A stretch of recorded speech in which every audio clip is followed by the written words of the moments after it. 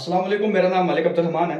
آج فیصل آباد کی تحصیل جڑاوالا میں ایک انتہائی افسوسناک اور شرمناک واقعہ پیش آیا، جس کا کچھ سیاق و سباق ایسے ہے کہ دن دہاڑے ایک مسیحی جس کا نام سلیم بتایا جا رہا ہے، FIR کے مطابق اس نے قرآن پاک کی بے حرمتی کی اور دیگر اس کے جو اوراق تھے اس کے اوپر ریڈ بائرو سے شاید کی بات کچھ لکھا اور کچھ غلط لکھا اس نے، جس کی وجہ سے مسلمان جو طبقہ تھا وہ کافی مشتعل ہوا اور وہ دو دفعہ پولیس حکام کے پاس گئے، متعلقہ اداروں کے پاس گئے۔ انہوں نے جا کے ان کو اطلاع دی کہ بھائی جان وہاں پہ کام کافی خراب ہو رہا ہے اور مسلمان مشتعل ہو جائیں گے، لہٰذا آپ ایکشن لیں۔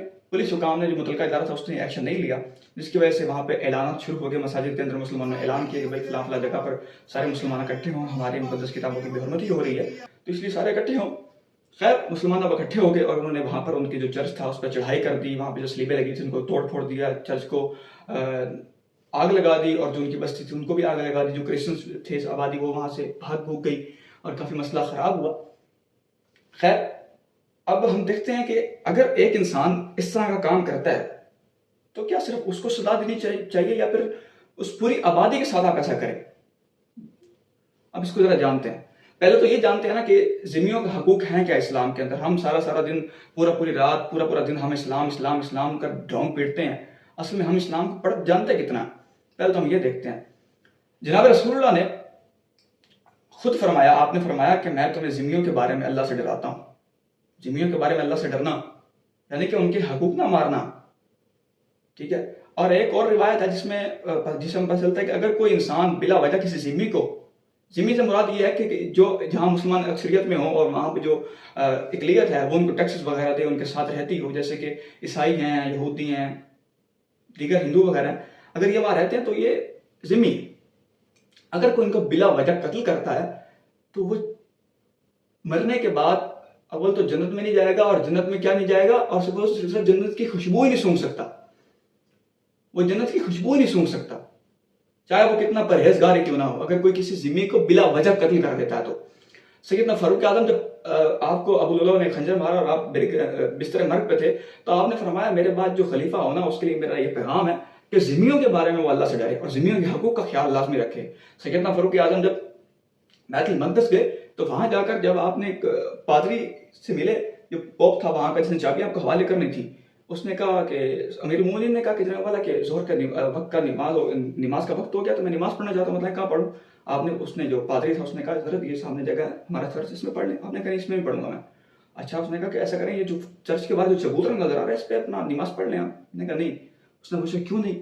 اس نے کہا سیدنا عمر فاروق کہنے لگے کہ جناب والا بات ایسی ہے کہ اگر میں تو نماز پڑھ لوں کل کو لوگ یہ سمجھیں گے کہ خلیفہ کی سنت تھی، سارے مسلمان اکٹھے ہو جائیں گے اور میری سنت کو ادا کریں گے یہاں پہ، اور آپ کی جو عبادت ہے وہ تھوڑی سی متاثر ہوگی یہاں پہ، جس کی وجہ سے آپ کو صحیح عبادت کرنے کا موقع نہیں مل سکے گا، ہو سکتا ہے یہاں مسلمان قابض ہو جائیں۔ فائدہ آپ اتنے محتاط تھے اور آپ جب جانے لگے وہاں سے عیسائیوں کے پاس سے بیت المقدس سے جب واپسی آپ اپنے دارالخلافہ آ رہے تھے تو آپ نے وہاں کے کمانڈر کو، وہاں کے جو گورنر تھا اس کو آپ نے بلایا اور آپ نے اس کو باقاعدہ کہا، آپ نے کہا میں تمہیں اللہ کے بارے میں ذمیوں سے ڈراتا ہوں اور تم ذمیوں کے حقوق کا خیال رکھنا۔ صلاح الدین ایوبی کی بات کرتے ہیں کہ اس نے انسان نے کیا کیا، یہی اسلام ہے اور یہی ساری چیزیں ہوتی ہیں۔ مصر شام سے قافلہ حجاز کی طرف جا رہا تھا، مسلمان حج کرنے کے لیے جا رہے تھے، ایک رونالڈ آدمی تھا جناب والا، اس نے بلا کیا کیا، اس نے ایسا کیا کہ مسلمانوں کے اوپر اس نے چڑھائی کر دی۔ ان کو بیٹل آف کرسیڈز کہتے ہیں، اگر کسی نے پڑھنا ہو تو یہ واقعہ دیگر تاریخی کتب میں بھی لکھا اور امام ابن کثیر نے اس کو نقل بھی کیا۔ وہ کرسیڈرز وغیرہ تھے، رونالڈ ایک کمانڈر تھا ان کا، اس نے دیکھا مسلمان نہتے ہیں، حج کرنے جا رہے ہیں، وہ تلوار لے کے ٹوٹ پڑا اپنے لشکر کے ساتھ اور اس نے مسلمانوں کو بہت زبردست کر کے مارا۔ تو خیر اب اس نے جب سب کو قتل کر دیا، صلاح الدین کی بہن بھی تھی اندر، اس کو قتل کر دیا اور اس نے وہاں کھڑے ہو کے گستاخی کی رسول اللہ کی۔ اس نے کہا آئینہ محمدکم ادعوا ینصرکم، اس نے کہا کہ بھائی کدھر ہے محمد، تم جو آپ آگے لگ کے ہمارے بھاگ رہے ہو، جس محمد کو تم مانتے ہو، تم کہتے ہو کدھر ہے محمد، آئینہ محمدکم، محمد کدھر ہے، ادعوا ینصرکم، اس کو بلاؤ کہ تاکہ تمہاری وہ نصرت کو آئے، تمہاری مدد کو آئے۔ صلاح الدین تک یہ بات پہنچی اور جب کرسیڈز کی وار ہوئی، صلاح الدین نے سب کو کہا کہ سب جو بادشاہ ہیں، جو سب کمانڈر ہیں ان کو معاف کر دو، لیکن جو ہے نا رونالڈ جو ہے اس کو زندہ پکڑ کے میرے پاس لاؤ۔ ٹھیک، رونالڈ صاحب کو زندہ پکڑ کے لایا گیا، اس کے ساتھ جو کمانڈر تھے ان کو بھی زندہ لایا گیا۔ صلاح الدین نے سب کو پانی پلایا اور اس کی گردن اڑا دی۔ صلاح الدین نے کوئی چرچ ان کا نہیں چلایا اور یہ نہیں کہا کہ تو نے گستاخی کی تھی تو میں سب کو ماروں گا اور جو تمہارے چرچ تھے ان کو آگ لگاؤں گا. اگلی بات جب بیت المقدس دوبارہ فتح ہو گیا سیدنا فاروق اعظم کے بعد صلاح الدین نے اس کو فتح کر لیا. صلاح الدین کو مسلمان نے مشورہ دیا, وہاں پہ ایک ہولی چرچ ہے ان کا, اس کا نام بھول گیا میں, اس کی پکچرز یا ویڈیوز چلا دوں میں, آپ ذرا دیکھ لیجیے گا. ان کا ایک ہولی چرچ ہے, مسلمانوں نے اور اس کا جو بھائی تھا اللہ کو ہمیشہ معاف فرمائے, ملک عادل نام تھا شاید کے بعد صلاح الدین کے بھائی کا, اس نے یا مسلمانوں نے مشورہ دیا. یہ واقعہ معین الدین ہیں ہسٹورین, انہوں نے یہ کور کیا, لکھا نقل کیا انہوں نے. وہ لکھتے ہیں کہ دیگر مسلمانوں نے صلاح الدین کو مشورہ دیا جو ہولی چرچ ہے ان کا بڑا مقدس چرچ ہے, تو اس کو یہاں پر مسجد میں کنورٹ کر لیا جائے گا, اس کو تہس نہس کر دیا جائے, سلیبے وغیرہ اتار دیں. آپ نے کہا کیوں؟ یہ تو اسلام کے برعکس کام ہے, اسلام کے خلاف کام ہے, ہم ایسا کیوں کریں؟ اب مسئلہ ایسا کہ یار اگر ایک بندہ توہین رسالت کرتا ہے یا وہ قرآن کی گستاخی کرتا ہے, دیگر مذاہب کی مقدسات کی توہین کرتا ہے, تو اس کا مطلب یہ نہیں کہ آپ پوری کمیونٹی کو اس کی سزا دیں. قطعاً اس کا مطلب یہ نہیں ہے, قطعاً اس کا مطلب یہ نہیں ہے. بھائی میں یہ نہیں کہتا کہ سزا نہ, سزا دیں, سزا ہونی چاہیے, ملک میں قانون ہونا چاہیے, اور اس کی امپلیکیشن بھی ہونی چاہیے کہ بھائی اگر کسی نے یہ حرکت کی تو اس کو سزا دے.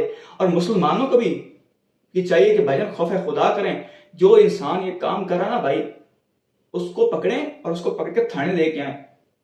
خود قاضی نہ بنیں آپ لوگ, خود دجال نہ بنیں. آپ سارے کے سارے دجال بن جاتے ہیں موقع کے اوپر, سارے کے سارے. چرچ جلانے کا کیا مقصد تھا؟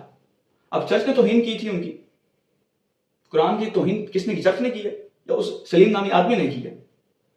اگر سلیم نامی آدمی نے کی ہے تو بھائی آپ اس کو سزا دیں. آپ خود بھی نہیں دے سکتے, قانون موجود ہے ملک کے اندر, خواہ وہ کیسا بھی قانون ہے. آپ اس کو سزا دینے کے اہل کس طرح وہ ثابت کریں ذرا کہ آپ کس طرح اہل ہیں. آپ اہل ہیں ہی نہیں. ملک کا دستور اور آئین موجود ہے. اگر خدا نہ خاصہ دوبارہ کبھی ایسا کوئی واقعہ ہو تو خود قاضی بننے کی بجائے میرا بھائی اس کو پولیس حکام جو متعلقہ ادارے ہیں ان کو اطلاع کریں, ان پکڑ کے دے کے آئیں ان کو, کہ بھائی یہ مسئلہ مار دیں گے پھر اچھے رہو گے. تو بھائی بات کرنے کا مقصد یہ ہے کہ خود قاضی نہ بنے, اسلام اس کی قطعی اجازت نہیں دیتا. اگر کسی ایک انسان نے یہ خطا کی ہے تو بھائی اس کو خود اس سے نمٹا جائے. اب ہم یہاں پہ میں نے ڈاکومنٹری کی جوزف کلونی کے اندر, وہاں پہ ایک آدمی نے گستاخی کی اور 264 گھر جلائے گئے 2013 کے اندر کرسچنز کے. میں آپ کو ویڈیو چلاؤں گا, میں نے ڈاکومنٹری کور کی. ایک بری خاتون تھی. اب اس کرسچن موسٹلی پاکستان میں کیا کرتے ہیں, کوڑا وغیرہ چنتے ہیں. اس کی 2 بیٹیاں تھیں.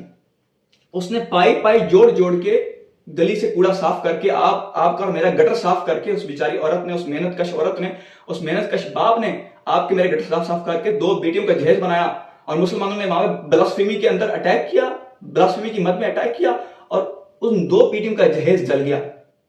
اور وہ اس عورت کو لقوہ ہو گیا, آج تک وہ ٹھیک نہیں ہو سکی, وہ چل نہیں سکتی, وہ مرنے سے بچی ہے.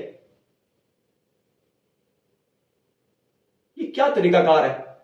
یہونا بات کے اندر آپ دیکھ لیں کہ یہاں پہ کیا ہوا. مسئلہ یہ نہیں کہ صرف مسلمان ہی کرتے ہیں, بعض اوقات کرسچن بھی کرتے ہیں. مسئلہ ہے دماغی مسئلہ ہے کہ بھائی سوچو کہ یا کس نے سزا کس کو دے رہے ہو اور کس طرح دے رہے ہو. تم دے رہے ہو, قانون میں جب کہ موجود ہے.